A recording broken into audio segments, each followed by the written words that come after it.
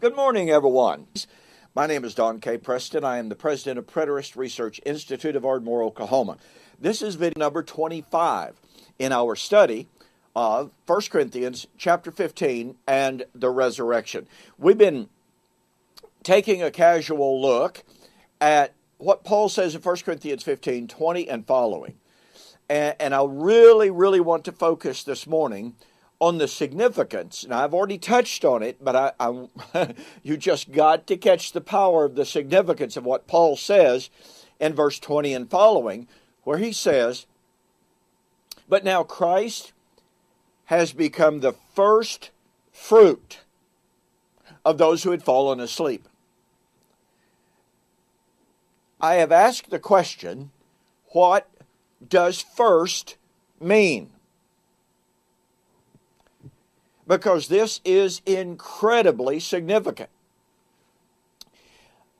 Most of the time, commentators come to this word first fruit here in this passage, and they say, well, it obviously cannot mean first, because, number one, their presupposition is that Paul is discussing physical death. In 1 Corinthians 15, they are convinced that Paul is promising a future physical resurrection, of which Christ's physical resurrection was the forerunner. And so because their focus is strictly and solely on physical resurrection, they encounter Paul's use of the Greek word first fruit, or the word first fruit, aparche, and they say, well, Christ obviously was not the first person to be raised from the dead. Is that not self-evident? So the commentators and the Bible students say, well, Paul's not actually talking about first in sequence, first in order. What Paul's talking about is first in rank. He's the first person to ever be raised from the dead, never to die again. He's the first person to be raised in a glorified body. Well, number one, the Bible never says that Christ came out of the grave in a glorified body. I understand that's a common belief. I understand that an awful lot of people say, yes, he was glorified, had his transformed body when he came out of the grave. I do not believe that is accurate. I do not believe that is biblical. I will address that subject a little bit later on. But the argument is made that Jesus was first not in time, but first in rank. Well, first of all, we need to understand that the Greek word aparche means first. Can it, in some context, refer to rank? Yes, but context must demand that, and it doesn't in 1 Corinthians 15, and let me prove that. Paul goes ahead to say, "For as in Adam all men die, even so in Christ shall all be made alive." Christ, the first fruits, those who are his at his coming, then comes the end.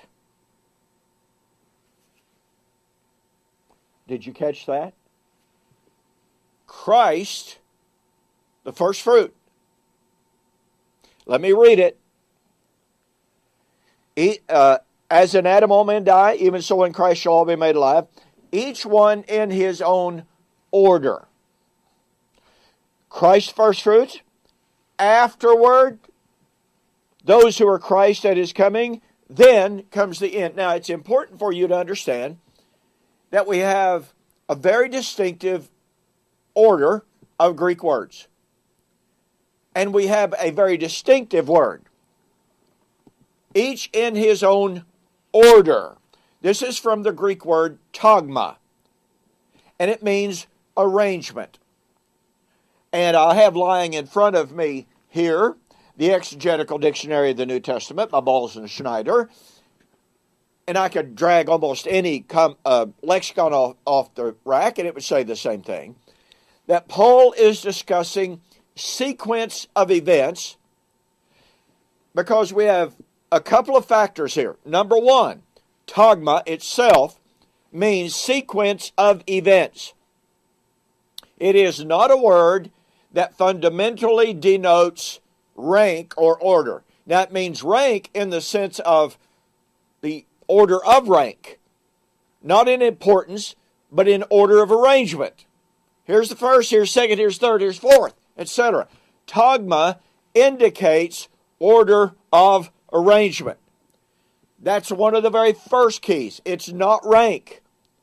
It's not importance. It is order of occurrence. That is then driven home when Paul elucidates what he means by tagma. Christ, the first fruit. Well, we have harvest imagery here, and harvest imagery is the first fruit was what? The first. The first in order. Not first in rank, but first in order. Now, you may have an attachment of rank with the first, as in firstborn son, etc. But first fruit and firstborn means first. Then notice what he does. Each in his own order, Christ the first fruits. Afterwards, Greek word epaita, those who are Christ at his coming. Then, ita, comes the end. So, we have Paul using the Greek word tagma, which means order of sequence. And he illustrates that by saying Christ is the first fruit. Then, those who are Christ at his coming. Then comes the end. Well, the end is the end of the sequence, the temporal sequence.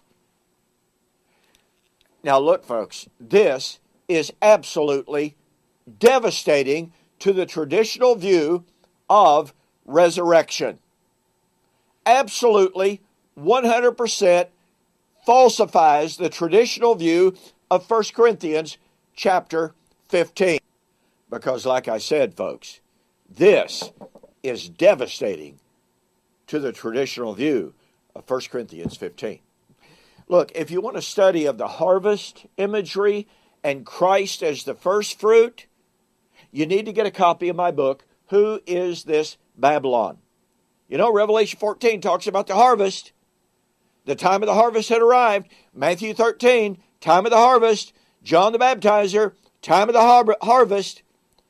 The time of the harvest is an incredibly significant eschatological motif found throughout the New Testament, and it invariably points us to the end of the Old Covenant age, the harvest of the Old Covenant age in AD 70.